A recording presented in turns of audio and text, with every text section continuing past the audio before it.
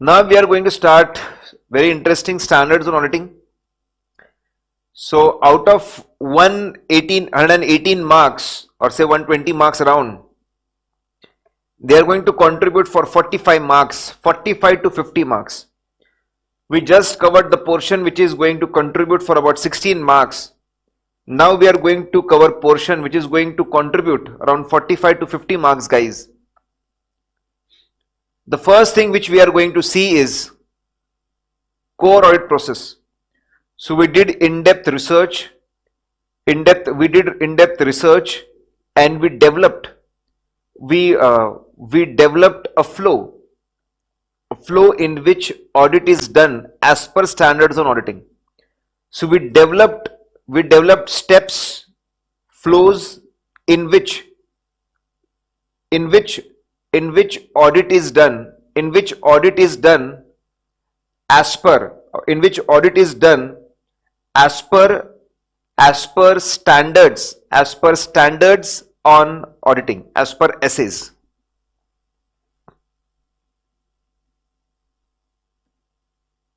So that is called core audit process. It's extremely important. This core audit process is going to make very good base. Is going to make very good base for you guys to understand standards on auditing. Now, problem is why students don't get marks.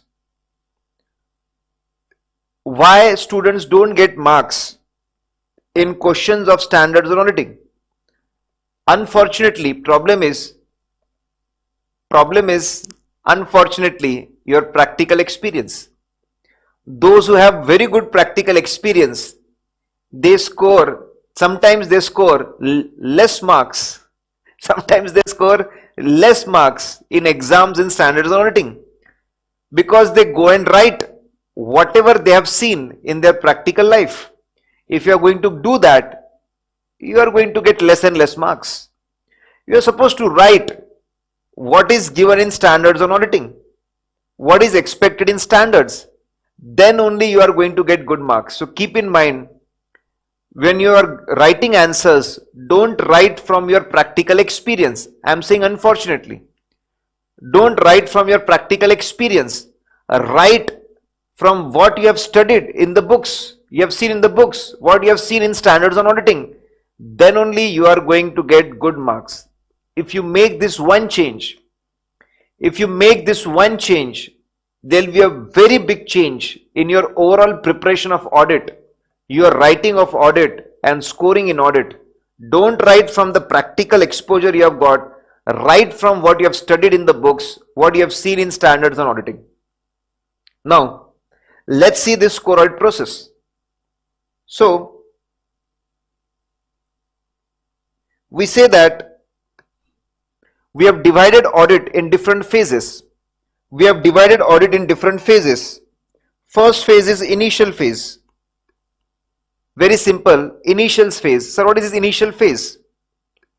When you take any particular assignment, you have to think a lot of things initially. So till the time you decide whether you want to do this assignment or not, when you actually sign the engagement letter, that is the initial phase. So all the activities which you perform initially when you decide whether or not to accept a particular assignment, all those things are covered in initial phase. We'll see that. Then we have planning phase. We'll see the technical word also, planning phase. So first we accept the assignment. When we accept the assignment, initial phase is over. Then we do planning. After planning, we go for execution phase. After execution, we go for reporting. And after reporting, we go for other points. So it's really simple 5 things. So we have very simple 5 things. We have initial phase. After initial phase, once we accept the assignment, then we go for planning. After planning, we go for execution. After execution, we go for reporting. And after reporting, as and when other things are required. Now, let's see one by one. Okay. We have already studied. We have already studied in profession ethics. We cannot go and solicit work directly or indirectly. We should do quality work. We should improve our reputation, and people will come to you by word of mouth publicity. Okay, so just imagine things. You are having a big office. You have an office of, say, uh, very plush, good office of 5,000 square feet. Imagine a very good office of 5,000 square feet. There's a good reception area, and then after reception area, then you have, as you go ahead in the firm, then you have common area, and then you have sea facing your cabin. Your cabin, your partner in the firm. So you need to imagine that. So let's start the process. And as I said, more things you will imagine, better you will retain. So we got our client. Client comes. He comes to know about a very good CA firm. So he comes to the reception. See, I have come here because I want audit services from your CA firm. So person at reception. So it's very simple. Initially client comes and he offers audit work. He offers audit work that I want to get my books of accounts, my financial statements audited. Now the person who is sitting on the reception, he says, sir, please sit down. I want to ask you some basic conditions. I want to ask you certain basic conditions. Don't focus on the essay numbers right now. Simply focus on the flow. So we got the client. He came to office. He says that he has offered the audit. He says that he want to get his books of accounts audited. So the person who is sitting at the reception, he asks, are you ready to fulfill the basic conditions? They are called as preconditions. We have two basic conditions. So client asks, what are these two conditions? Number one, are you ready to give it in writing, in agreement, that you will prepare financial statements? It will be your responsibility to prepare financial statement. He says, yes, I have my own accounts team, good accounts team, and definitely I understand it is our responsibility. To prepare, it's our responsibility to prepare financial statements, and we'll do it. I am ready to give you these things in writing. That's wonderful. Next is financial reporting framework. That means basic principles and format. Financial reporting framework. Financial reporting means accounting. Framework means basic structure, that is called framework. So financial reporting framework, basic principles of accounting, which we are going to use for preparing financial statement, they should be acceptable. In India, three things are there in framework. Number one, accounting standards. Second, schedule 3. Third, guidance notes. If Ind AS is applicable, then Ind AS, schedule 3 and guidance notes. These three things together, they become framework. So he says, oh yes, we follow Ind AS based framework. Oh, that's really good. That's a good quality framework. So you are having a good quality financial reporting framework. Second condition is also fulfilled. So second condition was, you should have good quality, acceptable framework. You are having acceptable framework. Sir, you have fulfilled the basic conditions, two preconditions. You can please go and meet our sir.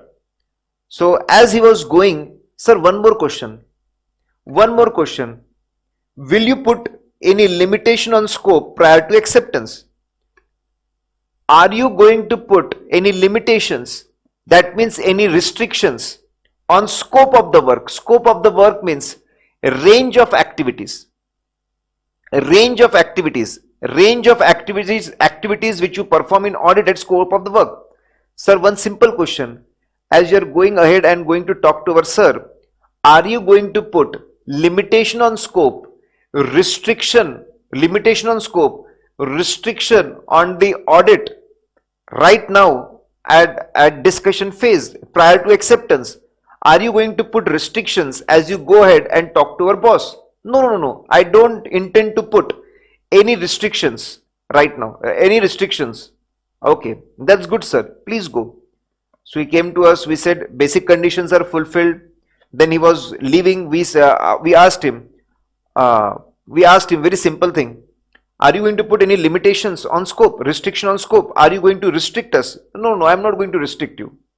Okay, that's really good, sir. Please go. So client goes, he knocks on the cabin door, he comes inside. So you are sitting on your chair, you are partner of the firm, client comes, please sit, sir. And then you explain, hello, sir.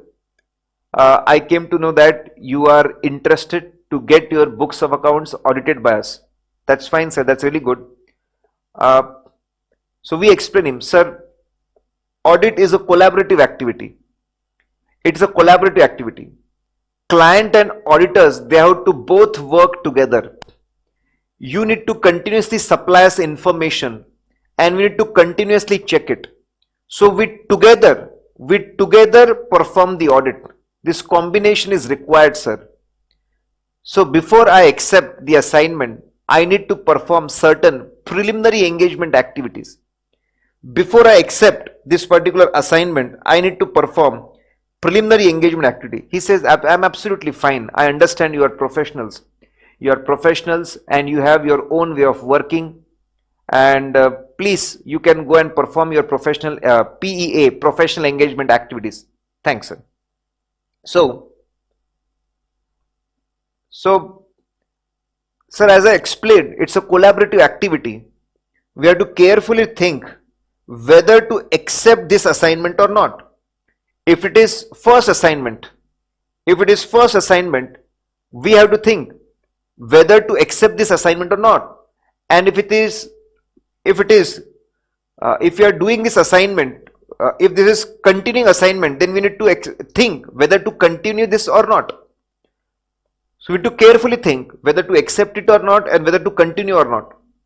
And sir, we focus on two most important things. First, to be very honest about integrity of the client. And second, are we having the competence? Sir, please take this 10-page form and give all your details. Give all your historical background of your business background, your financial details, your market condition and everything. This is a 10-page form.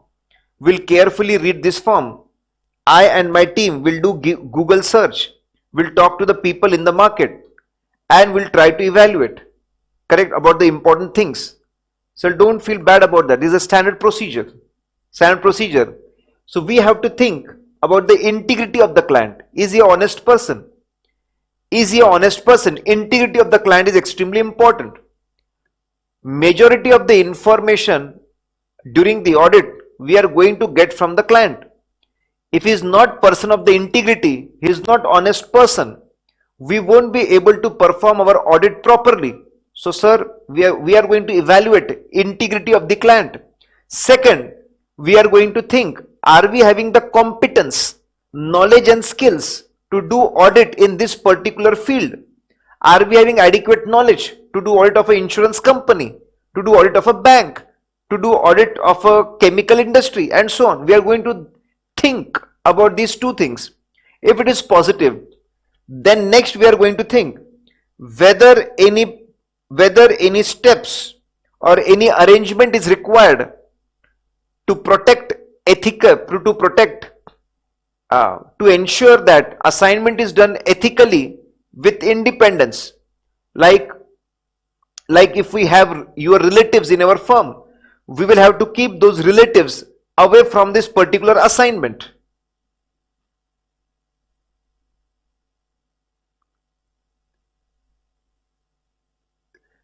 Away from particular assignment, correct? So we need to think about that also. How to ensure that in this particular assignment ethical principles are complied with and independence is maintained, how to ensure ethical requirements and independence are maintained. So we have to think about that. So if they are relatives, we'll ensure that they are never sent on this particular audit. So we have to think about those steps right here in preliminary engagement activity. If everything is fine, then we go and sign engagement letter. Moment we sign engagement letter, our initial phase is over. So it's very simple, guys. Client comes, he offers the audit. At reception, we ask him two preconditions. Then we ask him whether he is going to put any limitation on scope prior to acceptance. Then as he goes inside and sits, we perform preliminary engagement activity. We first think whether to accept or not, whether to continue or not. If it's positive, then we think what steps will be required to be ethical and independent. And then finally we sign the engagement letter. When we sign the engagement letter, then it is finalized that we are going to perform your audit. Initial phase is over. Guys, initial phase is over. Then we go for planning phase.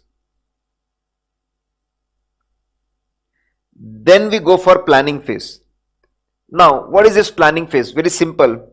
First thing we do is we make audit strategy. We have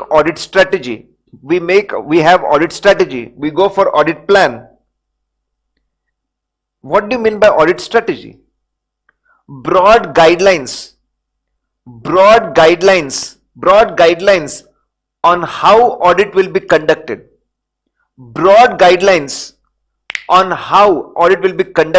That is called strategy. Whether we are going to go and do quarterly audits, whether we are going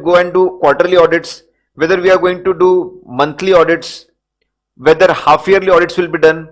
We will take a small team and we will increase number of days, or we are going to take a big team and reduce number of days. That's all part of the strategy. We are going to do more of the automated audit or manual audit. That is strategy. So we frame strategy for audit, broad guidelines, broad principles which we are going to use in audit. That's called audit strategy. After audit strategy, for each team member and each area, detailed step-by-step instructions are given how to perform audit, how individual member should perform audit in particular area. That's called audit plan. So we have broad guidelines, that is called audit strategy. Then we have detailed step-by-step instructions. That is called as audit plan. And as we go ahead and do audit, we keep getting a lot of information. On regular basis. After getting that information, we keep updating our strategy and plan. Suppose we came to know that there are frauds in wages, we will change strategy with respect to the area of wages, and we'll change our plan also. So we'll update our strategy and plan with respect to area of wages. So that is planning. Now, once planning is done, we start with the first step. After planning, the first step which we do is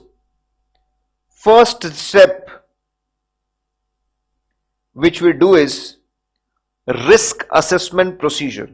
Now this is a technical word, risk assessment procedure. Now listen carefully. It simply means collecting information and obtaining understanding so that we can find out the risk.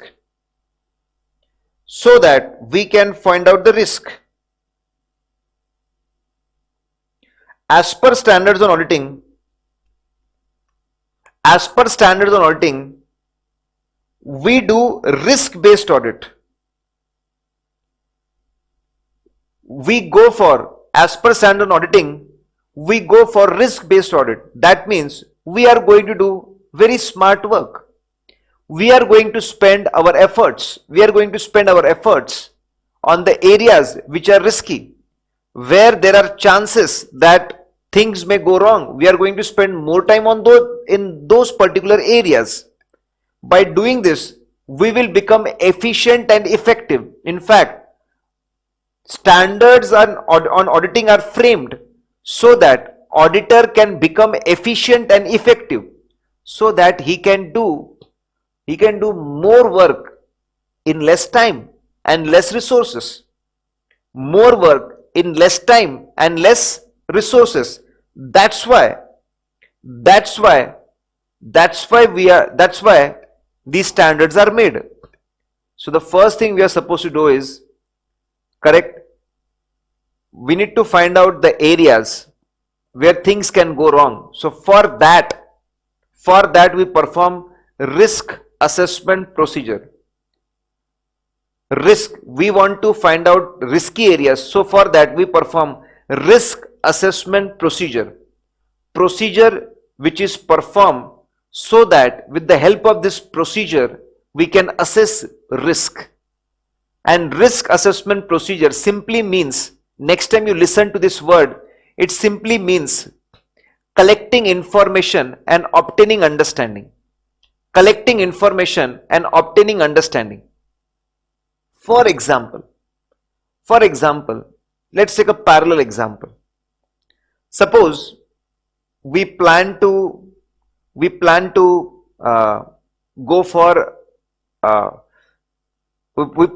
to Ladakh. We plan to go to Leh Ladakh, and we plan to do this trip on a motorbike. So it's a road trip on motorbike to Ladakh, correct? So we plan to do this. Now we want to find out what things can go wrong. What are the various risks? What we are going to do? We'll first take up the Google map. And we'll see what is the distance, how much time will be required, what is the route. And okay, so this is the route. So we'll identify which are safe areas in the route, which are not so safe areas. We'll ensure that we cover areas which are not safe during the daytime to ensure safety, correct? So we can see the route. Then we can identify cities. If we plan to do it on Royal Enfield bikes, we can identify the cities where service centers are available. If anything goes wrong with our bikes, so we should have nearby service centers which can give us quick service. Okay, fine. So we use Google Maps. Then we are going to do Google search and read some articles which explains us what we should do, what we should not do, what problems you can face. We'll collect information. Then we will find out some person who has done this bike ride to Ladakh before and talk to him about the challenges and issues which we may face in this bike ride, correct? And so we may talk to some travel agent. So what we are doing basically, we are collecting information, obtaining understanding, so that we can find out what things can go wrong. So next time you listen to risk assessment procedure, it simply means collecting information and obtaining understanding about the entity. What are the various businesses they do? What are the products they have? What are the different plants they have? What are the various locations they have their godowns? How many employees are there? Which operating system they follow? It simply means collecting loads of information, obtaining understanding, so that with the help of this information, they can find out what things can go wrong, correct? Now, SA 315, you must have heard about SA 315. SA 315 explains us. SA 315 explains us what general information you should go and collect, what general information you should go and collect about the entity, its environment, and about its internal control systems. So they explain us which information should be collected, how to collect that information, correct? But then you will find risk assessment procedure, these words repeating in different standards. You will find this in SF 570, you will find this in SF 540, you will find this in SF 402, and that time you get confused. Sir, why this risk assessment procedure they are repeating this word? Because in SF 540 is going to explain what information you should collect regarding estimates. 570 is going to explain what information you should collect about going concern. SF 402 is going to explain what information you should collect about service organization, about BPOs and KPOs. So that's why you find repetitions. In SA 315, they explain general information that should be collected about any entity, its environment, and about internal control system. Specific standards explain what specific information you should collect about certain areas, what information you should collect about estimates, what information you should collect about related parties, what information you should collect about going concern, and so on. These things are given in separate individual standards, and whenever, like in SF 570, they will write, when you are understanding entity and its environment under 315, at that time only you collect this information also with respect to SF 570. So they will always give cross reference.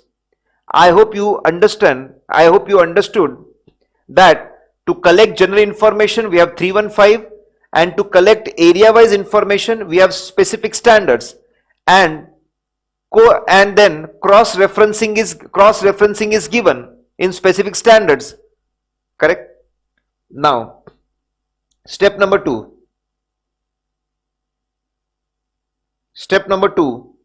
identifying and assessing risk. Now you may feel risk assessment procedure and identifying and assessing risk, these two steps are similar. You may find that these two steps are similar. We have risk assessment procedure and identify and assessing risk, but if you see literally in language, if you find in language, you may feel that both the things are same, but in standards on auditing, these are two different steps. After collecting information and obtaining understanding in risk assessment procedure, you perform the next step, identifying what can go wrong, identifying areas where things can go wrong. That's called identifying what can go wrong. Assessing risk. Is it a high level risk? Is it a mid level risk? Is it a low level risk? Assessing risk.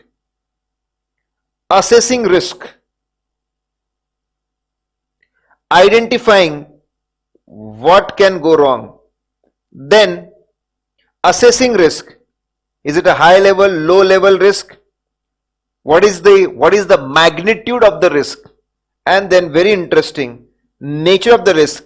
Is it financial statement or a assertion level risk? Is it a financial statement level risk?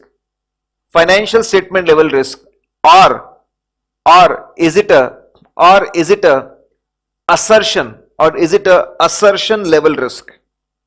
Now I will give you example.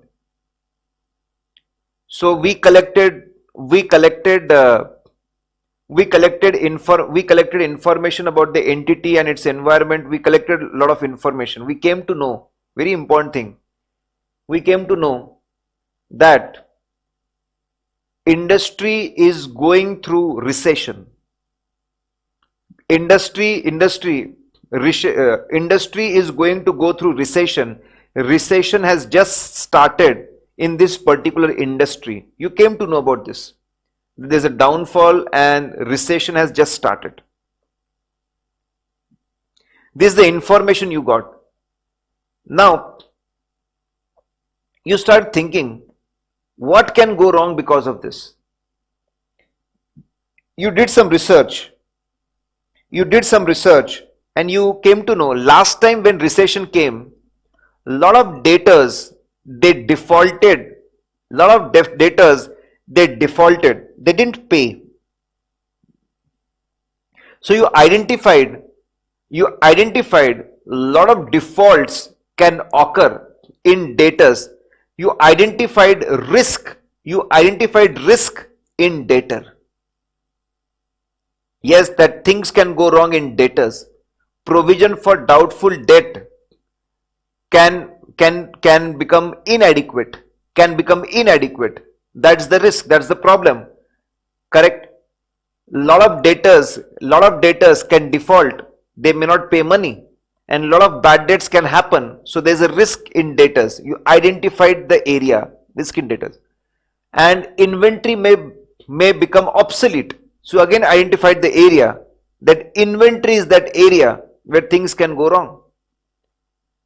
That is identifying risk. Then you assessed. Debtors are of 500 crores. And last time when such recession occurred, 50% of the debtors didn't pay. So 250 crores. Debtors can default to the extent of 250 crores. It's a huge thing. It's a high risk in debtors. But inventory is hardly of 10 crores. Managing director was intelligent. He kept low levels of inventory, only 10 crores. And even if you scrap it, you'll get 4 crores. That means there's a risk of only 6 crores. So in debtors, there's a risk of 250 crores. And when it comes to inventory, there's a risk of 6 crores. That is assessing risk. And then now you have very important word, whether risk is at financial statement level or whether the risk is at assertion level. If we start the discussion of assertion today, we will not be able to finish it in time. So we'll start it tomorrow. Correct? So very simple initial phase. And we are seeing this choroid process. A lot of basic concepts will be covered here. So we have doubt from Rajat also. From Rajat, are section numbers required in professional ethics? Some important section numbers are definitely required. Like you can see, for all the questions which are there in question bank, you should remember the section number. Like very popular, section number 6 COP is very popular. Section number 27 separate branch in charge is very popular. You should know that. So I will, section number 7, section 6 COP, section 7 designation, section 27 that is separate in charge. These are important, very famous sections. You should remember. So don't try to remember each and every section. Only remember those sections on which questions are there, questions are targeted, which are there in question bank. That will be sufficient. No need to remember all the section. That is not required, Rajat. Correct? But clause numbers, definitely you should remember the clause numbers, and you should try to write all the details. If you can write the clause as it is, very good. If not, don't worry. Write all the key details, write all the important details in your own language with technical words.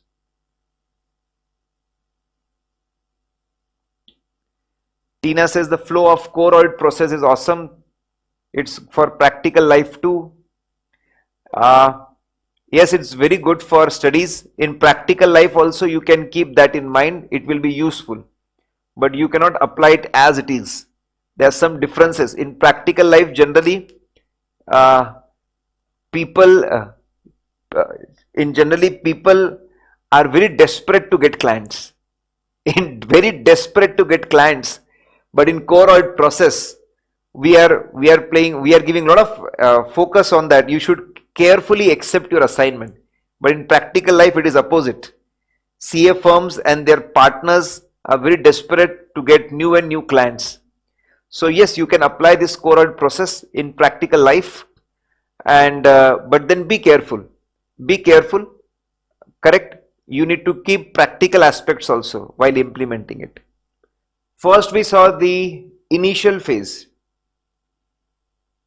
So when chartered accountant is sure he is going to perform this particular audit and he signs engagement letter with the client, that is the time when initial phase gets over. I would like to revise what we have seen yesterday. We have seen that as per standards on auditing, we are seeing core audit process, how audit should be conducted as per standards on auditing. Till the time chartered accountant decides whether he wants to perform this assignment or not and signs engagement letter, we have initial phase. After initial phase, next we have planning phase. After planning phase, then there's the execution. This is logical. After execution, we have reporting and then some other points also.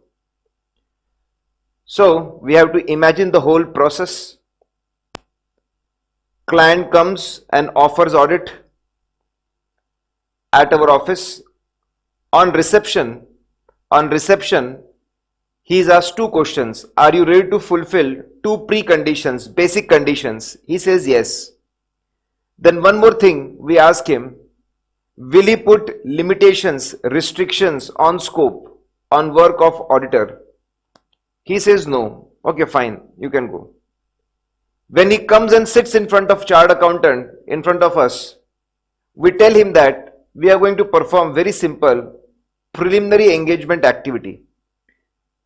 Audit is a collaborative activity, so we are going to think whether to accept this assignment or not, whether to continue the old assignment or not. If everything is positive, then we are going to think what steps will be required to keep ourselves and our team, ethical and independent. Then if we decide that, we get answers for that, how to keep our team ethical and independent, then we sign engagement letter. Moment we sign engagement letter, it is sure that we are going to perform this particular assignment. Initial phase gets over. Initial phase is over. Once initial phase is over, we start with planning. In planning, first we make audit strategy, that is broad guidelines, how we are going to perform this particular assignment. Broad guidelines. It's a monthly thing or quarterly or half yearly or annual. It's a small team or a large team, what we are planning. It is going to be manual audit or it is going to be automated audit. All these things are part of strategy. Once strategy is prepared, then detailed step-by-step plan is prepared. How each individual member will perform the audit in a particular area. So area-wise plan is prepared. And both the things are updated on continuous basis as we get more and more information. If we come to know that frauds are detected in a particular area, then we may revise risk of that particular area and so on. Now, once we are through with planning, the first thing we do, ours is a risk-based audit. The first thing we do is we go and collect a lot of information and obtain understanding so that we can find out risky areas, and this step is called risk assessment procedure. Step which we are performing so that it will help us in assessing risk, that is called as risk assessment procedure. Collecting information, obtain understanding. What general information should be collected about the entity that is explained in SA 315, and what specific information should be collected, it is explained in other standards on auditing. SA 550 explains specific information for related party. 570 explains specific information for going concern, and so on. So after collecting information, we go for the next step. Step number 2, identifying and assessing risk. Identifying risk means asking what can go wrong, what things can go wrong, what things can go wrong. That is identifying in which area things can go wrong. That is called as identifying risk. After identifying risk, next is assessing risk. Is it a low level risk? Is it a mid level risk? Is it a high level risk? What is the magnitude of the risk? We assess that. So if you remember, if you recall our yesterday's example, we went to the client and we started collecting information. In step number one, we came to know that industry is going in recession. Downfall is coming up.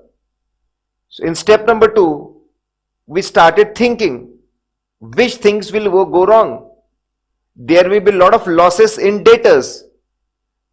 So debtor valuation can get misstated. There can be mistake in debtor valuation. Provision for doubtful debt may go wrong. So there is a risk in debtors. There is a risk in inventory. Inventory may go obsolete and remain unsold. So in step number 1, we got to know about the recession in the industry. We started thinking, and in step number 2, we identified that there is a risk in debtor and there is risk in inventory. And then we discussed that risk of debtor is a bigger risk because there are debtor of 500 crores and there is a big possibility that debtors may not pay, debtors may default. So there is a risk of 250 crores. But in inventory, there is hardly a risk of 6 crores. So that is assessing risk. What is the magnitude of the risk? What is the magnitude of the risk? Debtors have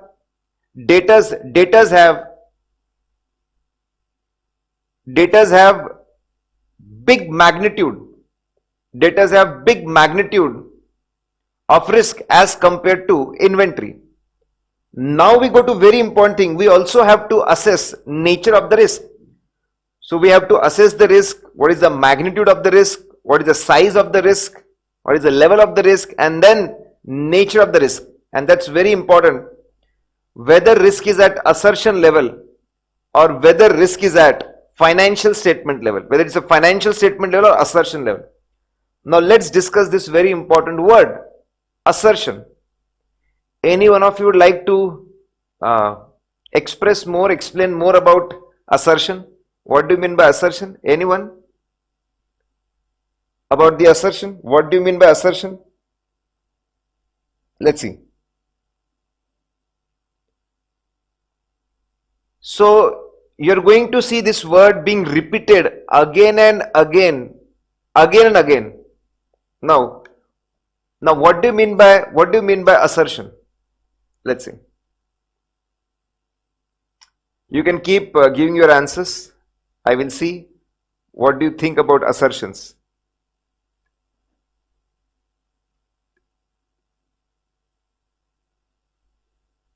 In simple words, in easy language, to assert means to say something, to give some information.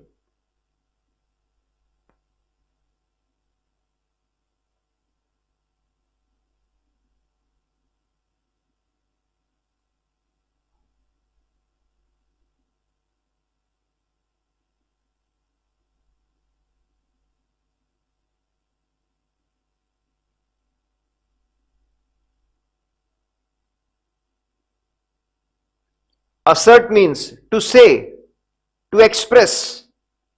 It simply means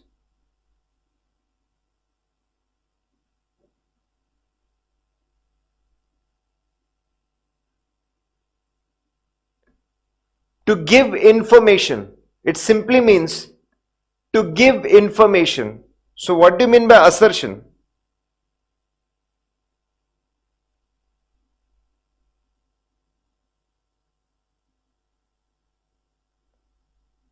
all the information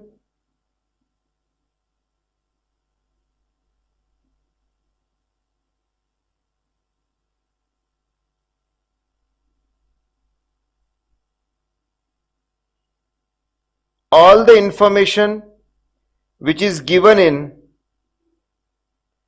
all the information which is given in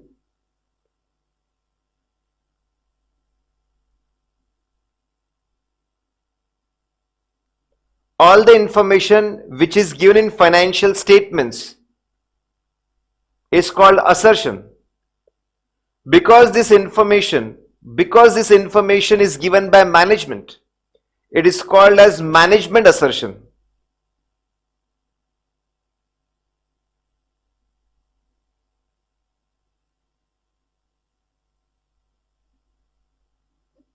Information is given by management,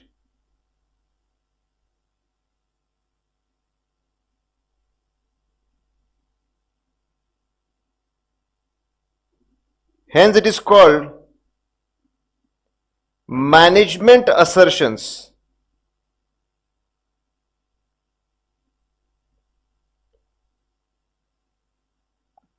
Management assertions, and these assertions are of two types.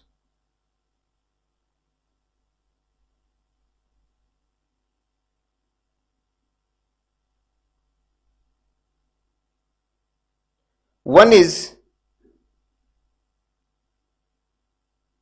explicit assertion and other is implicit assertion. Now what do you mean by explicit assertion or implicit assertion? It's simple. All the information which is directly written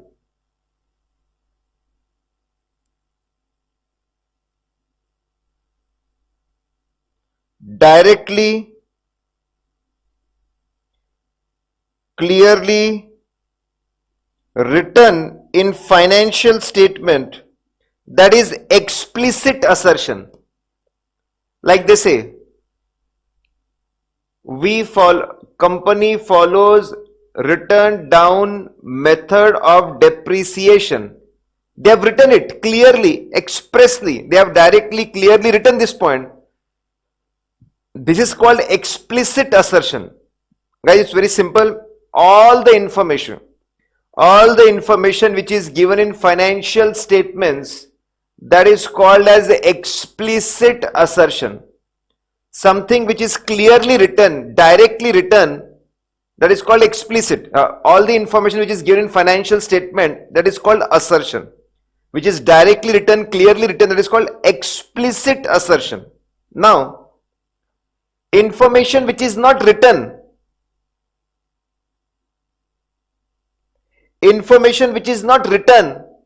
but generally assumed, understood, interpreted by users,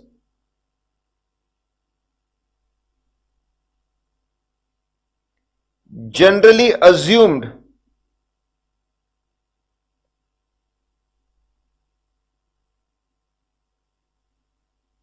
understood,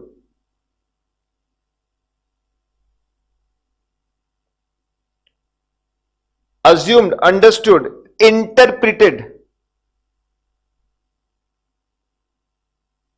by users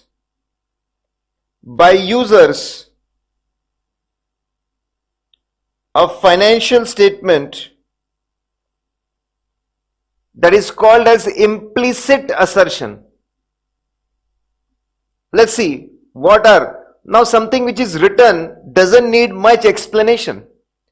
Explicit assertion doesn't need much explanation. It is written, it is directly written. But implicit are generally assumed, understood, interpreted by users of financial statements. Now let's see, what are they? If we talk about financial statements,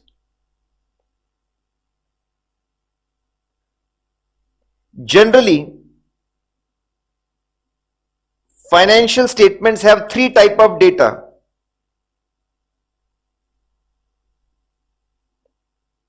transactions,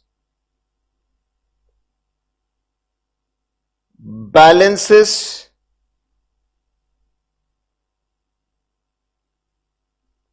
transaction balances and disclosure.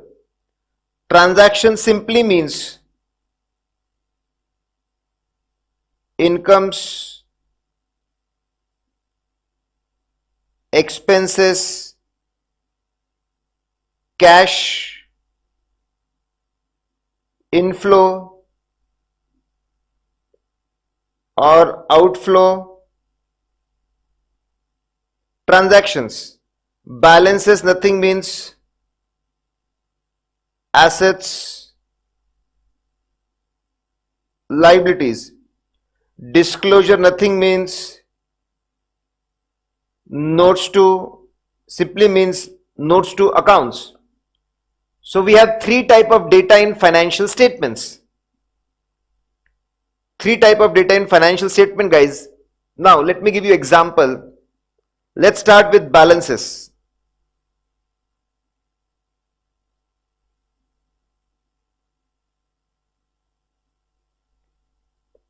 Balances. So suppose we have in balance sheet land and building 100 crore, something which is written in financial statement, something which is written in financial statement, directly specified in financial statement, explicit assertion. Land and building 100 crore is explicit, it is written there. But users of financial statements are going to assume, interpret some other information also. Like if in balance sheet is written that, it is written that land and building is 100 crores. If it is written land and building is 100 crores, users are going to assume that land and building is real.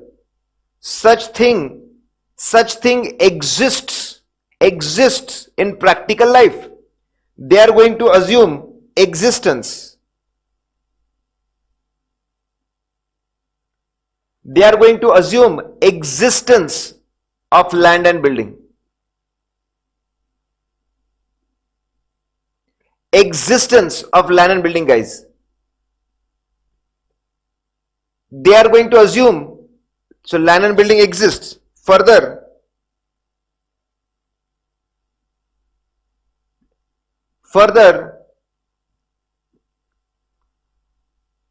now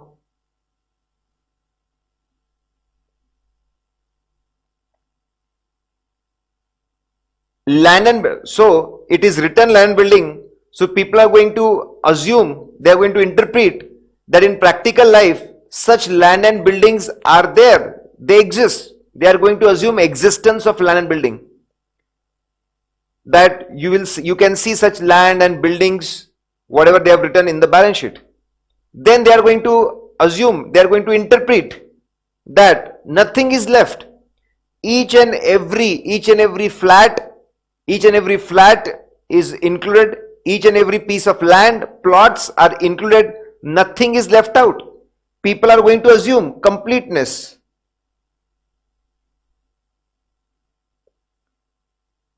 People are going to assume, they are going to interpret that information is complete. Then they are going to assume that amount is correct. That amount, that proper cost of land and building must have been taken. Then provision for depreciation is properly calculated and reduced, and value is proper. They are going to assume that value is proper. So valuation is an assertion. Then land and building is written in balance sheet of the company. So people are going to assume company has rights over this land and building.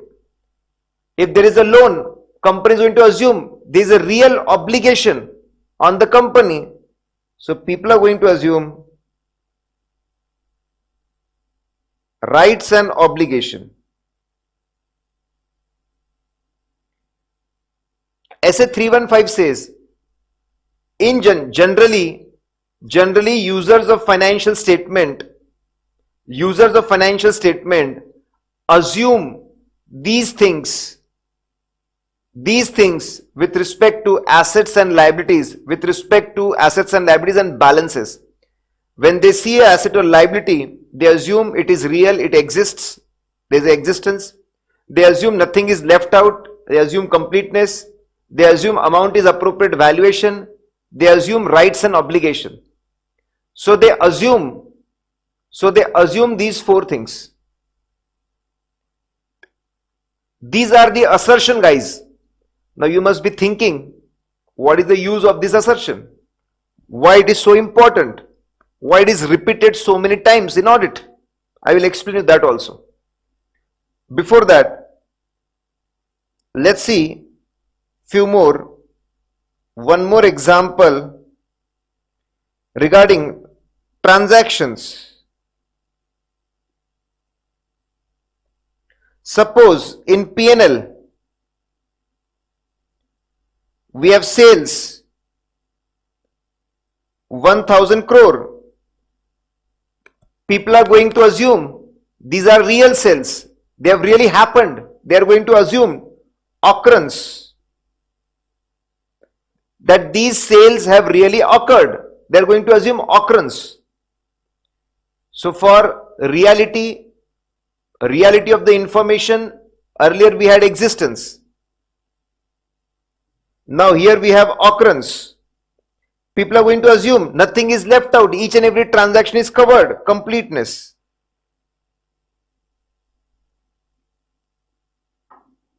So we had completeness. Here also we have completeness. Then people are going to assume that amount is appropriate. So we had valuation. Here we have accuracy, that quantity into rate is appropriate, accuracy.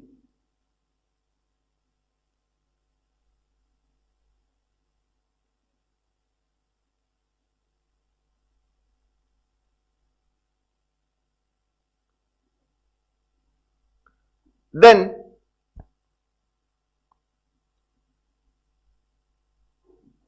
about balances,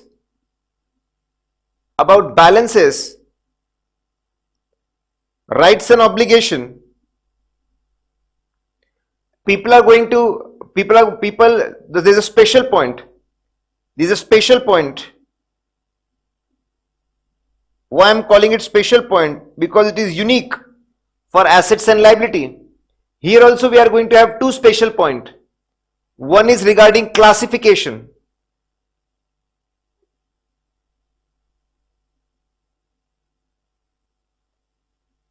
People are going to assume that classification of transaction is properly done when it comes to capital versus revenue. When it comes to capital versus revenue, classification of the transaction is properly. So classification is what people are going to assume, that if we are writing something in P&L, it must be properly classified as revenue nature item. People are going to assume that classification is appropriate. If they are saying revenue, it must be revenue. If they are saying capital, it must be capital. In fact, in revenue further, we need to classify whether this particular this particular item, it belongs to which particular product. We need to further classify it product wise. So people are going to assume that capital versus revenue classification is appropriate. Further, in revenue, product wise classification is appropriate. This is a special point.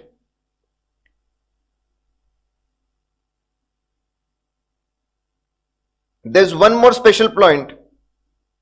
Cutoff. Transactions happen on continuous basis. Transactions happen on continuous basis. Continuous basis, guys.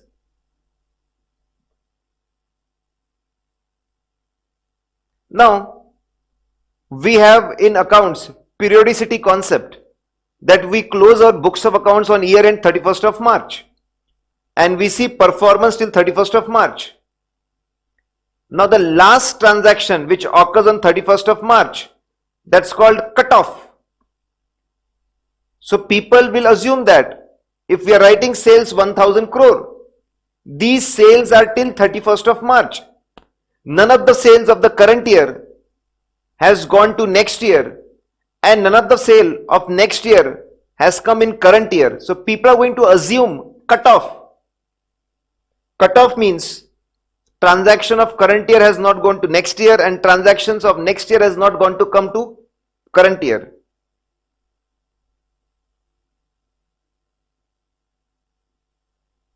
These are the two special points. So these are the assertions.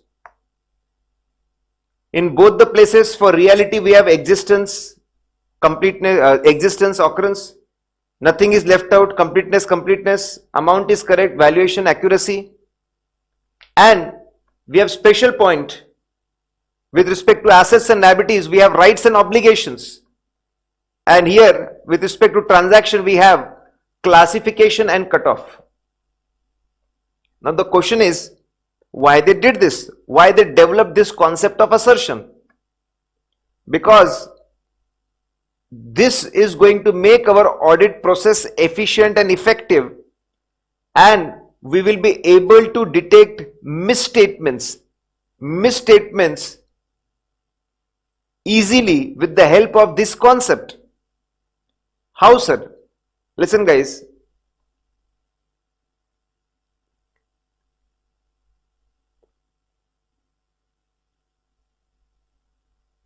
When we define risk, when we describe risk, we describe it whether it is a assertion level risk or it is a financial statement level risk. Assertion level risk means a particular aspect of a particular asset, liability or notes to account is getting affected. A very small part is getting affected. When we describe risk, define risk, we define it assertion wise. So we specify clearly that there is a risk of material misstatement in this particular income, expense, asset, liability, notes to accounts, and this particular aspect, this particular point.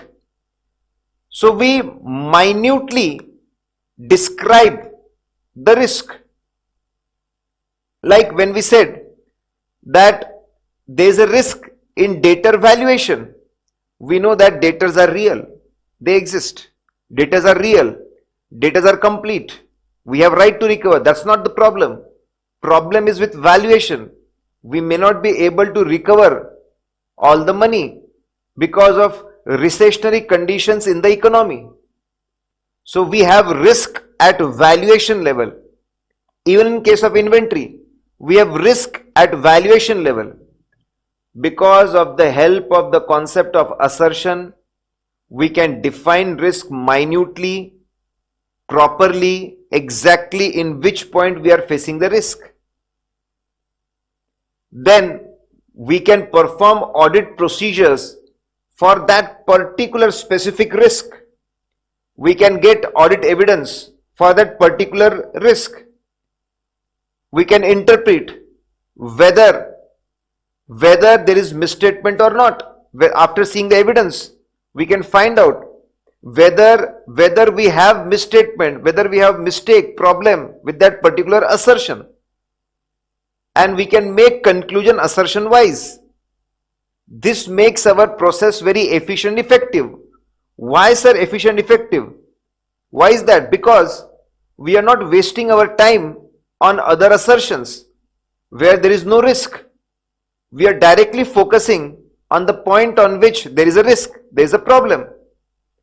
So we are because of help of assertion, we will be defining risk properly, minutely.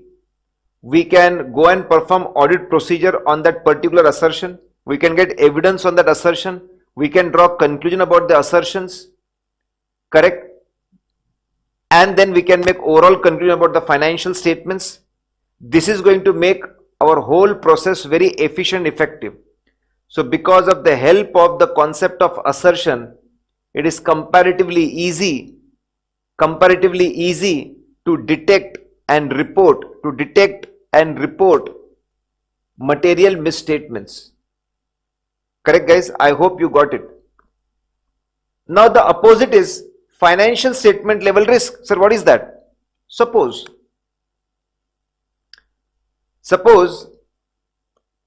we came to know that company in this particular year has shifted from AS to Ind AS. Now all the items, income, expense, asset, liability, they must be converted from AS to Ind AS. So when we shift from AS to Ind AS, there is a risk that things can go wrong in the conversion. Anywhere things can go wrong. We don't know exactly where. Because of AS to Ind AS conversion, anywhere things can go wrong. We don't know exactly where. That is called financial statement level risk. We don't know exactly where things will go wrong. Then, so that was because of conversion. We came to know that they implemented a new software, accounting software, in the month of September. New accounting software. Now again, shifting from old to new, there can be mistakes, there can be misstatements. Further, new staff doesn't understand how to play. New staff doesn't understand how to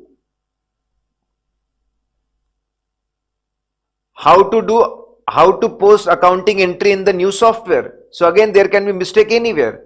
That is financial statement level risk. When the circumstances are such that we know things can go wrong because of AS to Ind AS. We know things can go wrong because of new software. We know things can go wrong because the head of the accounts department is not a very knowledgeable person. He is not experienced also. We know that things can go wrong, but we don't know exactly where. When circumstances are such that things may go wrong, but not exactly where, then that is called as financial statement level risk. But when we know that in this particular income, expense, asset, liability, notes to account, this particular point we may get affected, there may be problem with that. When we know that, that is called assertion level risk. So we carefully, meticulously, we define what is risk. Once we define what is risk, we think about how to check it. Then the next step is response to risk. Next is response to risk, guys. Now what is this? Now what is this response to risk? Listen, I hope you got the point that risk is. I would like to give the parallel example. Now 26th of Jan and 15th of August, these are two very important dates for our country. Now terrorists would be very happy to hit us on these two particular dates, that these dates were important for you, and we came and we spoiled things exactly on these dates, 26th Jan, 15th August. So whole India is on high alert. Anywhere things can go wrong. When circumstances are such that anywhere things can go wrong, that is a financial statement level risk. Now, in summers, when snow melts in Jammu and Kashmir, we know that there will be infiltration. There will be infiltration from Pakistan side. So we know exactly in summers, in Jammu and Kashmir, there will be infiltration. Problems may happen, problems may occur. If that is the case, that problems may occur, problems may happen. If that is the case, guys, then we know exactly things will go wrong. That is a assertion level risk. I hope you got the point. Final thing, when circumstances are such that anywhere things can go wrong, that is a financial statement level risk. And when circumstances are such that we know exactly on this particular item, this particular aspect, things will go wrong. That is a assertion level risk. Please let me, and now there are assertion for disclosures also, which we'll see later. That is, they are not required right now. So that was a very, very interesting and important concept. So risk is defined at two levels: financial statement level and assertion level. Then we have step number 3. Once you define step number 3, response to risk. Response to risk. So step number 1 is very simple: go collect information, obtain understanding so that we can find out the risk. That is risk assessment procedure. Next step is, after collecting information, think what can go wrong, identifying risk, at what level. At what level things can go wrong. At what level things can go wrong. Correct? That is called identifying and assessing risk. Now step number 3, response to risk. Step number 3 is response to risk.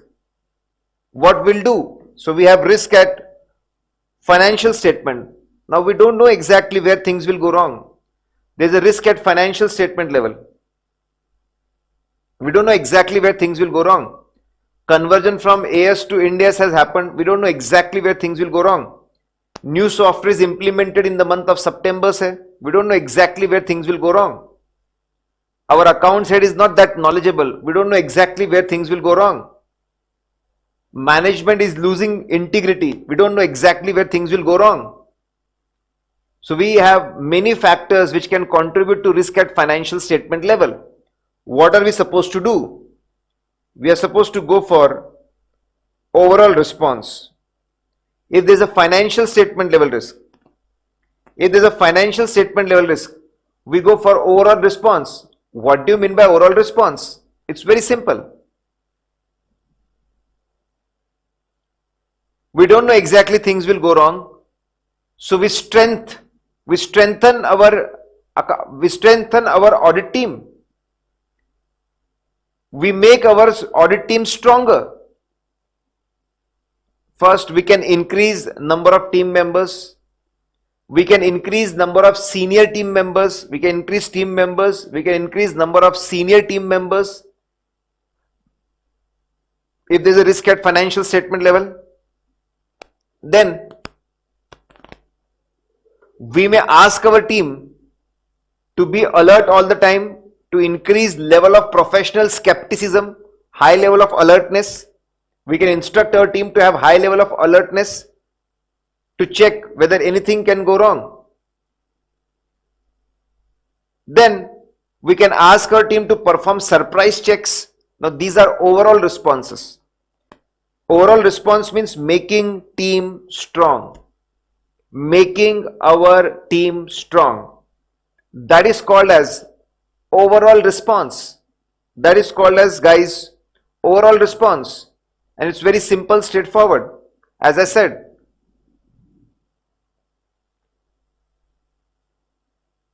increase number of team members, have more seniors, have expert, increase level of professional skepticism.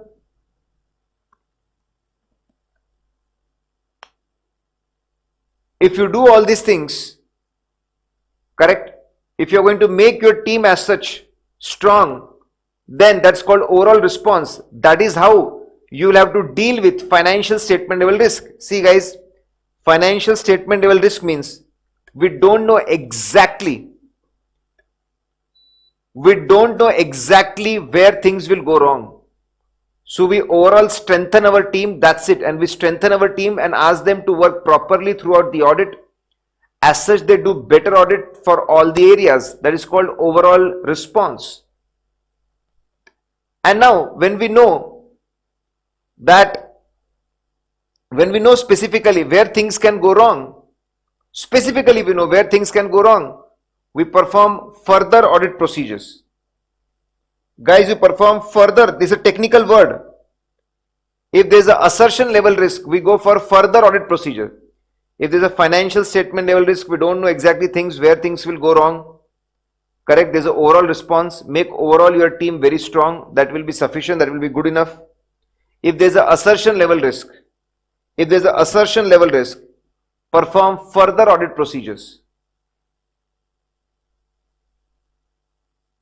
If we know that particular point, in particular income, expense, asset, liability, a particular point may go wrong, we know exactly, correct?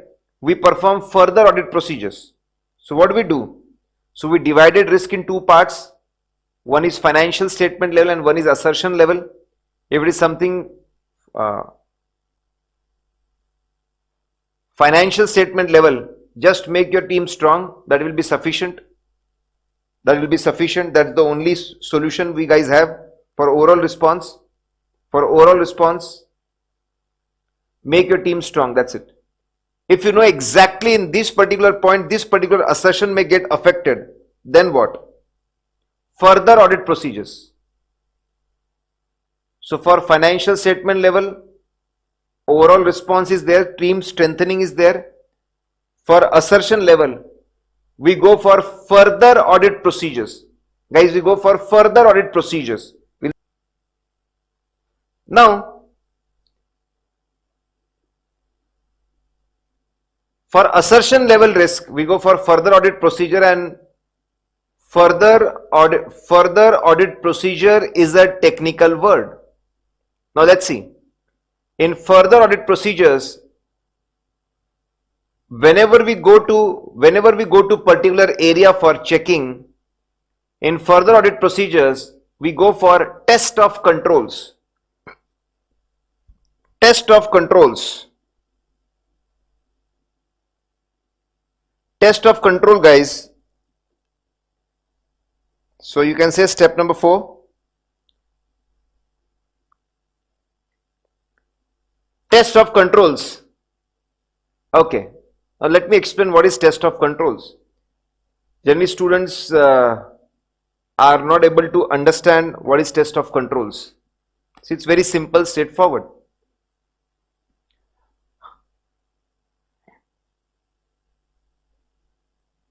All the big entities, they have steps, procedures, of doing their business activities. They have predefined steps, procedures, system for doing business activities. They have made these steps and procedures so that management can control business activities, so that all the transactions and activities are as per instructions of the management. Correct? Now all the steps, procedures which are developed by the management to ensure that they are controlling everything and things are done as per their instructions, that's called as internal control system. So steps, procedures, systems established by the management so that work happens according to their will, as per their policies, as per their requirement, that's called internal control system. And internal control system play a very important role. If any company is having very good internal control system in a particular area for a particular assertion, if they are very strong, very good internal control system, that means if they are good system, that means transaction must be happening without fraud and errors. There must be good, if they are good system, there must be good accounting, better trial balance, better financial statements. So internal control system has a direct impact on how accounting is done and how financial statements are prepared. Direct impact on financial statements. So what we do is, first we test controls, whether company is having good internal control system. internal control system for its transactions, for purchases, then production, then sale, then recovery, then accounting, whether they have very good internal control system to manage all these functions, correct? That has a very big impact on financial statements. If these systems are good, data will be appropriate, assumptions will be appropriate, accounting will be appropriate. So internal control system has big impact, huge impact on preparation of financial statements. So as an auditor, what we do, we first go and check whether internal control systems as promised, whether they exist in reality, whether such things are there in reality, whether they exist. And next, if they exist, are they operating effectively? Are they functioning properly? Are they able to perform their intended work? Correct? That is test of control, guys. Listen, guys, it's very simple, straightforward. When you go to any individual area, any particular assertion, you go and you try and go to understand what are the steps, procedures, system which exist in the company with respect to that area, with respect to that assertion. What are the systems there? And then we go and check the systems. Whether systems are operating effectively. That is test of controls. I will give you the example. Let's continue the old one. So in step number 1, we came to know that economy is in problem. There is a recession going on in the economy. In step number 2, we defined risk in debtors. We defined risk in debtors and inventory valuation. Step number 3, we defined risk at 2 levels, financial statement level and assertion level. In assertion level, we perform further audit procedure. So whenever we get assertion level risk, we go in depth and study that area, and we go and perform test of controls. Whether internal control system for that particular assertion, is it operating effectively? Let me take the example ahead. So there was a risk in debtor. There is a risk at assertion level in debtor valuation. So we ask them, what is your internal control system to ensure that debtors don't default? What is your internal control system to ensure debtors don't default? So this is very simple. So whenever a new customer comes to us, new debtor comes to us, we give him 10 page simple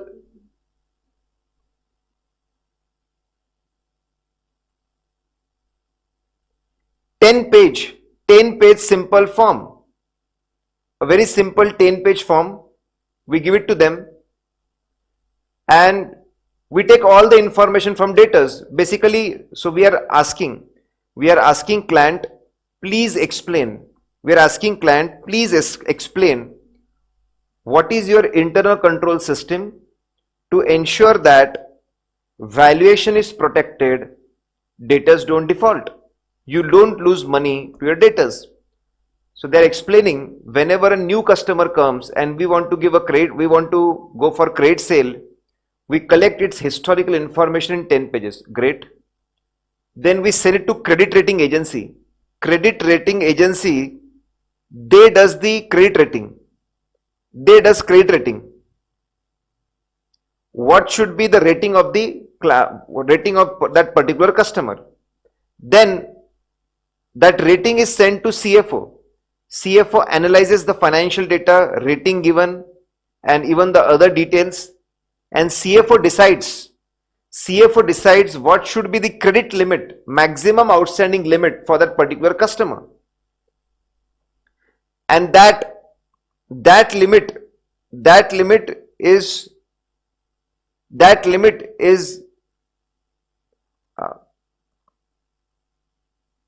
specified in the accounting software. It is configured in the accounting software so that outstanding balance never crosses that particular limit. By doing this, we carefully analyze people, we carefully decide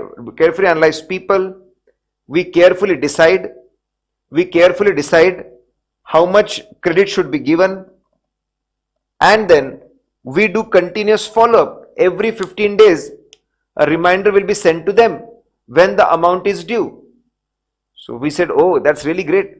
So you have very good system. You got very good system for managing. You got very good system for managing datas to ensuring that there are no bad debts. That's wonderful. That's great. I'm very happy to know this. Let me check your system. Please give me a few forms of the new customers. I want to check those forms. Please show me the credit rating mails. Please show me CFO mails for rating the credit limits. And I would like to check your software that outstanding balance should not go over the prescribed limit. Correct?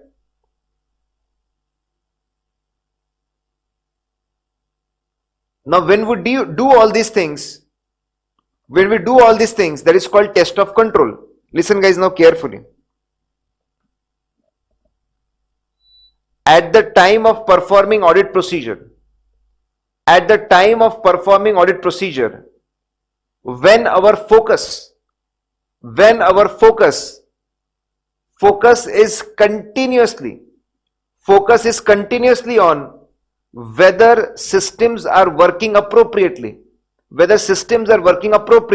that is called test of controls. Why test of control is so important?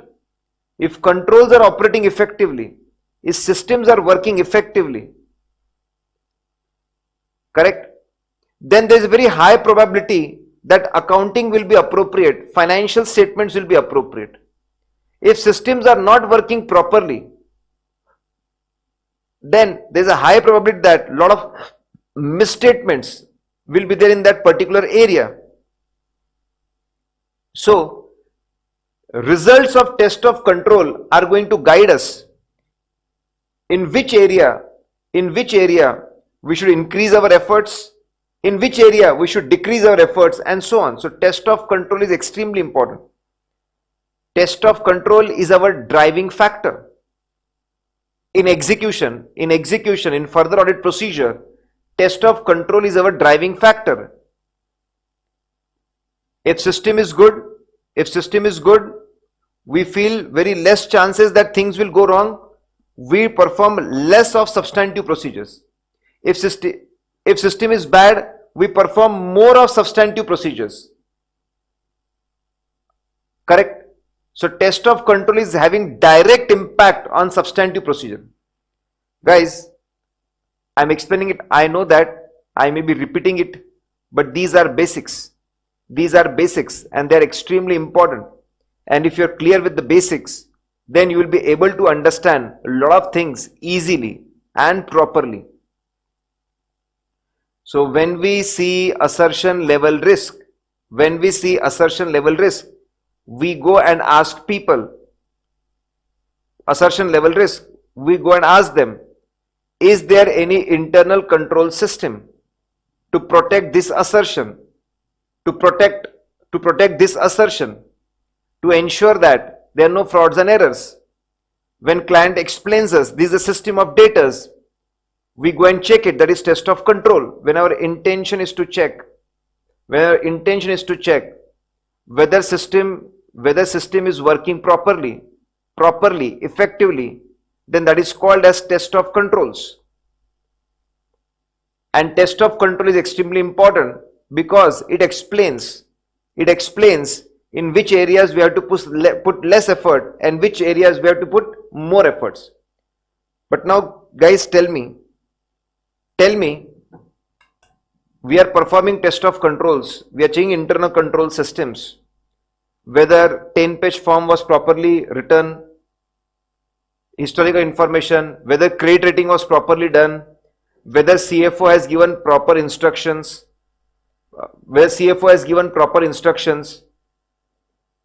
and whether the softwares are operating properly.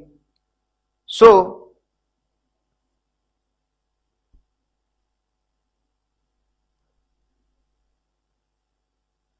now, so in test of controls, we are focusing whether systems are there, whether systems exist and are they operating effectively. But tell me one thing, are we supposed to give opinion on internal control system, or we are supposed to give opinion on financial statements? Tell me guys, is it internal control system or is it financial statements? It's common sense. What is it?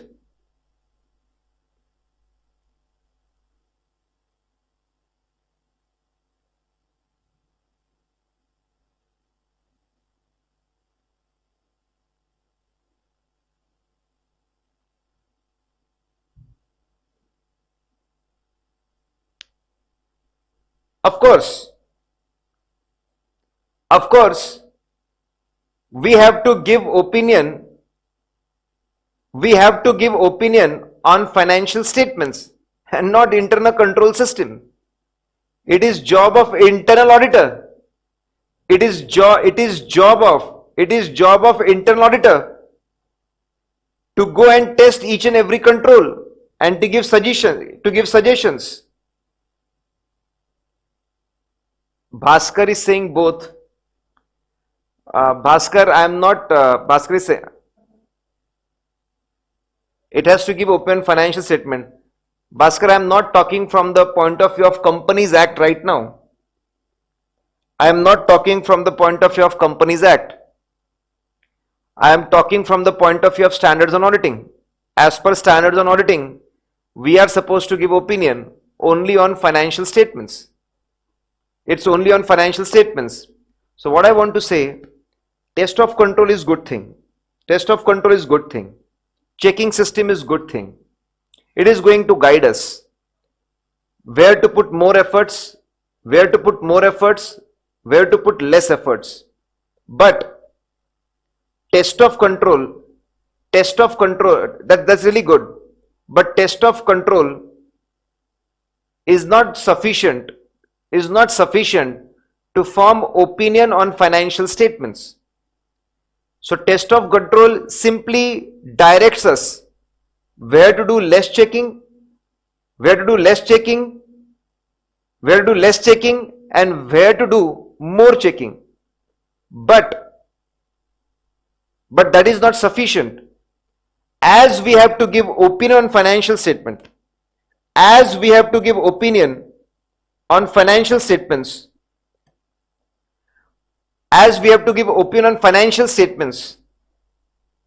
income, expense, asset, liability, notes to accounts, we have to check whether the income, expense, asset, liability, notes to account are appropriate, and that is called, we have to confirm it, that is called substantive procedure. So when we go and check whether income, expense, asset, liability, notes to accounts, whether these items and their assertions are appropriate, that is called confirming, that is called substantive procedures, that is called to substantiate. See, we have checked internal control system for data. We are very happy. Internal control system of data is very good. We are very happy, extremely happy. We know that there are high chances that accounting must be done properly. So we need to put less efforts in data. But just on the base of test of control, I cannot say that.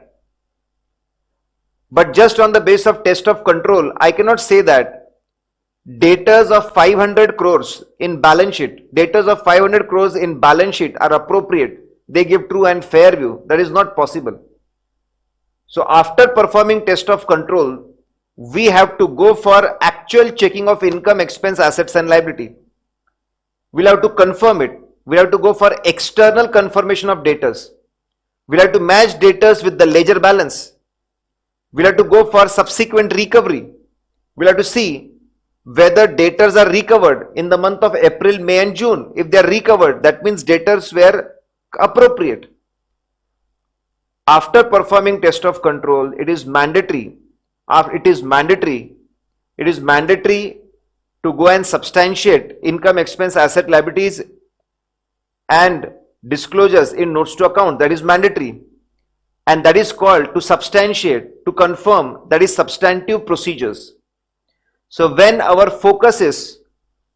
intention and focus is to check whether company is having internal control system, whether it exists and is it operating effectively, is it fulfilling its objectives, that is called test of controls.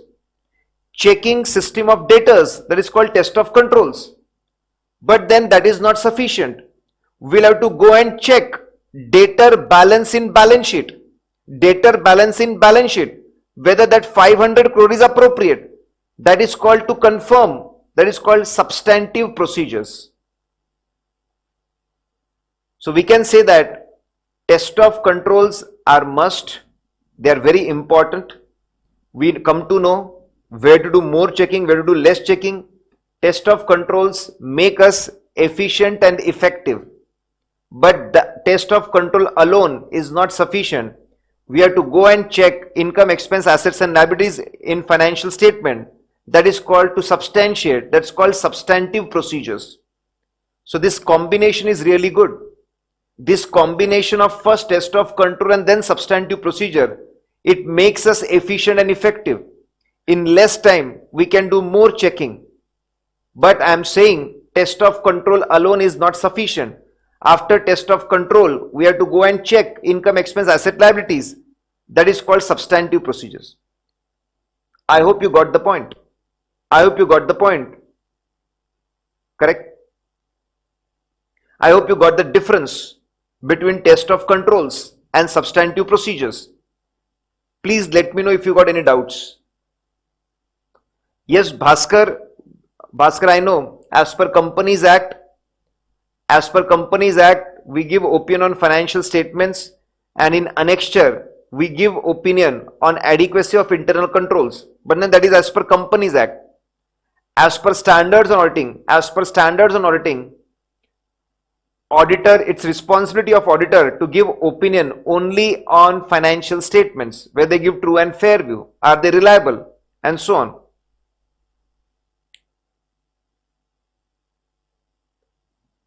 Are you clear about this concept? Conceptually, what is different between test of control and substantive procedure? Are you able to understand why we are having test of control and then substantive procedure? I am going to repeat one last time. When our focus is to understand, to check whether the systems exist and operating effectively, that is test of control. And when our focus is to check whether data in financial statement, income, expense, asset, liability, notes to accounts, is that appropriate? That's called substantive procedure. This combination makes us efficient and effective. Test of control tells us what to check more, what to check less, but that alone is not sufficient. We have to go in to confirm things, that is substantive procedures.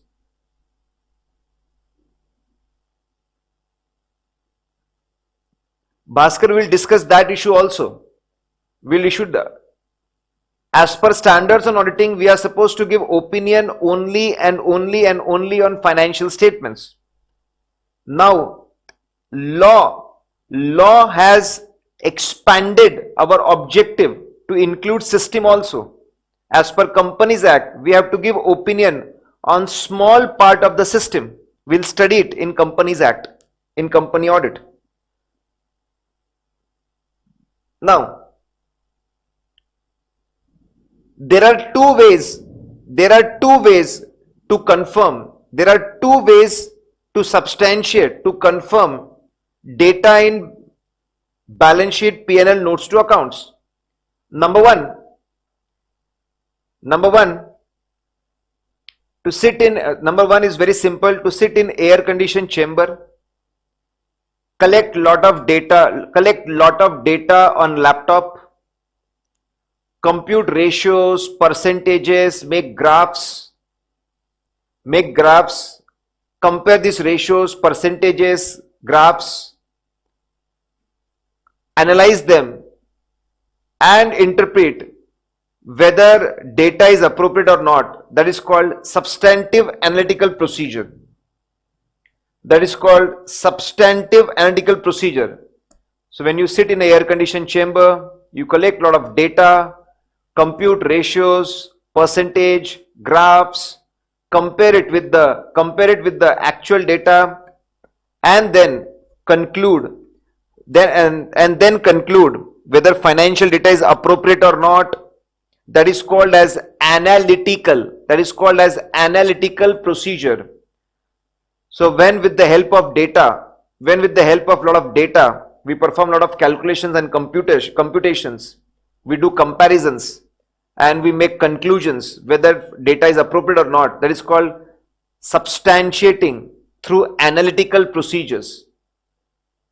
For example, substantiating, so we are going to study this in SF 520. Right now, just simply understand this. When we collect a lot of data and with the help of data, we evaluate whether financial information is appropriate or not. With the help of data, we check whether it is appropriate or not. That is called as substantive analytical procedure. Like comparing datas of the current year with previous years and to check whether the data level is same or not, whether there is a big fluctuation. That is called as analytical. That is called as analytical procedure. Apart from that, when we go and perform other procedures, like which we confirm data balance from the ledger, that is test of details. We see records and registers. We confirm balance. We confirm data balance. We confirm data balance with the ledger, that is test of detail. We take external confirmation, that is test of detail. We check subsequent recovery, that is test of detail. We see big debits and credits in important data accounts, that is test of details. We do inquiry, that is test of details. So when we use a lot of data, play with the data, do comparisons and make conclusions, that is analytical procedures. And other audit procedures are called test of details. We cannot go and perform test of details for all the transactions or all the assets and liability balances. We have to do sampling. We have to go for sampling. So when we select income expenditure on sampling basis and check those income expenditures from supporting documents that are voucher, we vouch accuracy of the income expense with the help of documents like sales with the help of sales invoice, rent with the help of rent agreement, and so on. That is called as vouching.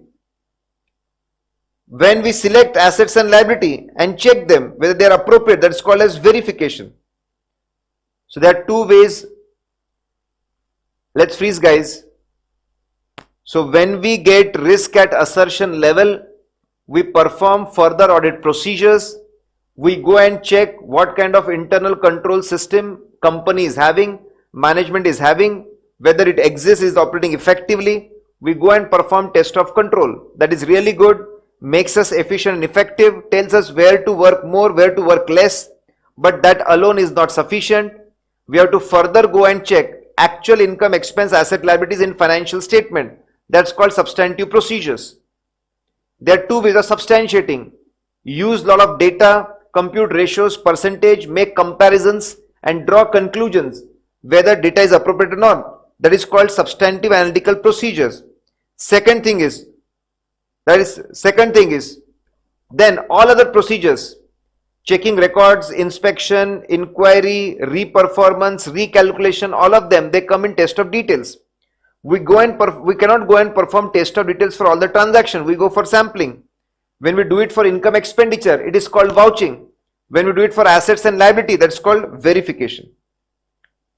By performing all these procedures, for particular assertion, for test of control, then substantive procedures. What we get? What we get is evidence. Ultimately we have to prove. Ultimately we have to give opinion on financial statements. We have to give opinion on financial statements and explain everyone. We have to give opinion on financial statements.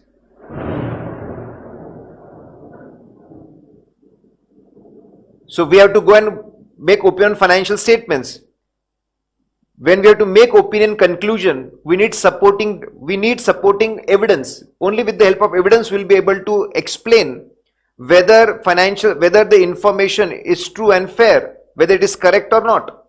So by performing all these procedures, test of controls and then substantive procedure, we collect a lot of evidence. Evidence should be sufficient, appropriate. Now we are smart. We use work of others also. We ourselves work hard and then we use work of others also. We take help of branch auditors, we take help of internal auditor, we take help of experts that we are going to see in different essays. Don't focus on essay numbers. Now, after collecting all the evidence, so we collect all the evidence. After collecting all the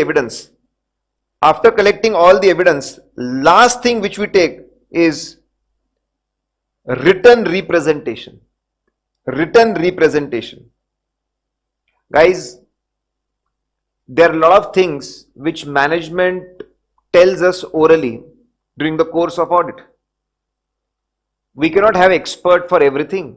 So we ask them about a particular scrap and they say that that's not important. That's hardly going to fetch any money. That's not a very valuable thing. It will hardly fetch 2 lakh rupees and we have turnovers of hundreds of crores. There are a lot of things which management says orally. We want those things in writing. So tomorrow if something goes wrong, there's a problem in the area of scrap, we can show to the court that see, we inquired everything, we checked everything and management clearly mentioned on their letterhead, that this particular scrap is worth of only 2 lakhs. So guys, during the course of audit, management says many things orally. Management says many things orally. What do? We get it confirmed from management on their letterhead. When we get things confirmed from management on their letterhead, that is called as written representation. And also on the same lines, in many areas, after performing all the audit procedure, all the evidence which we wanted, still we have doubt. Like after even performing all the procedure, all the evidence, we always have doubt with respect to going concern. So we take written representation for that also. Give it to us in writing that everything is appropriate. Correct? So after collecting all the audit evidences, we ask management to confirm many things which they said orally, or where we feel that where we still have some uncertainty in our mind, we ask them to give it to us in writing as a written representation, so that we answer that uncertainty, and tomorrow in front of court of law we are safe. If something goes wrong, we'll tell the world, look at them, they gave this information in writing, first punish them, then come to us. So the last evidence which we collect is written representation. After collecting all the evidences, we go and check it through financial statements. If there's a misstatement, we ask for rectification as per SA 450. Finally, after collecting all the evidences, after collecting all the audit procedures, getting all the evidences, we frame opinion on financial statement. We frame opinion on financial statement and make a draft report. We frame and we make a draft report.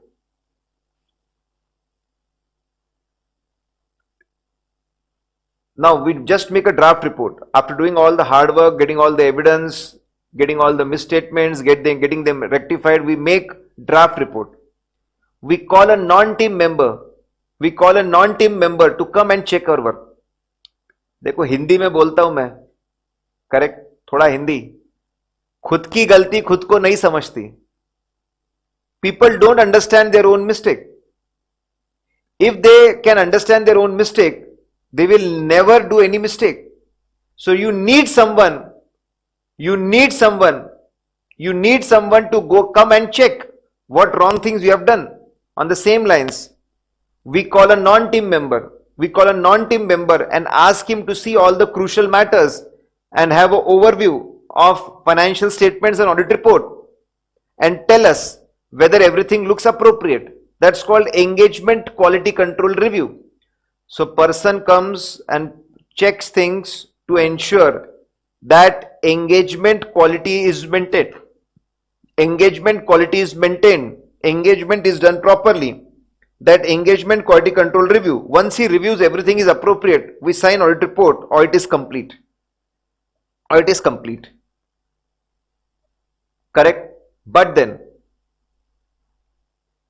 after signing, we have to arrange all our documents in proper files. We have to arrange all our documents in proper files. We have to number all the files. We need index in all the files. We need explanation on the files, how these documents were obtained, what was checked, when it was checked, and so on. That's called documentation. So we need to complete documentation, we will see, within 60 days. Within 60 days, complete document within 60 days from the date of signing of financial statement or date of signing of audit report. And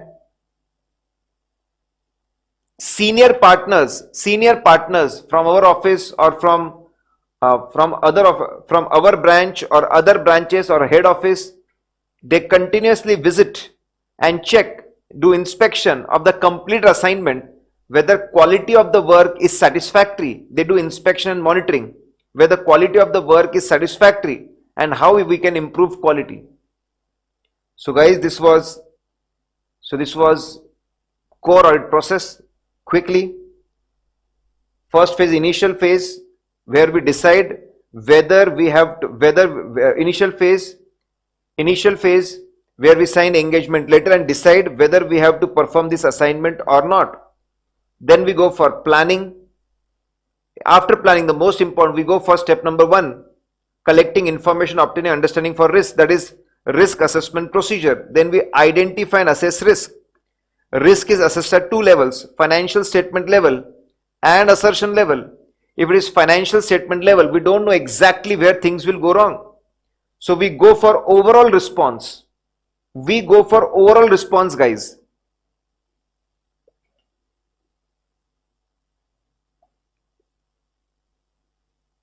To make our team strong. That's the only thing we can do, because we don't know exactly where things will go wrong. When we make our team strong, then automatically in all areas we work more. Then for assertion level risk, we perform further audit procedures. First we go for test of control. That's very important step to make us efficient, effective. But that alone is not sufficient. We go and substantiate data in financial statements. There are 2 ways to substantiate. That is substantive analytical procedures. Substantive analytical procedures or test of details. Then we have seen we collect evidence by doing all these things. After collecting evidence, we can take help from others also. And the last evidence is written representation. Give things in writing. Last evidence is written representation. Whatever things you have said orally, or where still you have some uncertainty in your mind, take written representation so that you are safe. You got written representation, correct? The uncertainty is lowered, that is compensated little bit, and then you are protected in future. If something goes wrong, you have management's letter. It was their responsibility. They have done it properly. Written representation, last thing, to check whether the misstatement as per SA 450. Then you frame the opinion, give the report, call non-team member to come and check the documents, engagement quality control review, finally sign the report. After signing, complete documentation and then inspection and monitoring.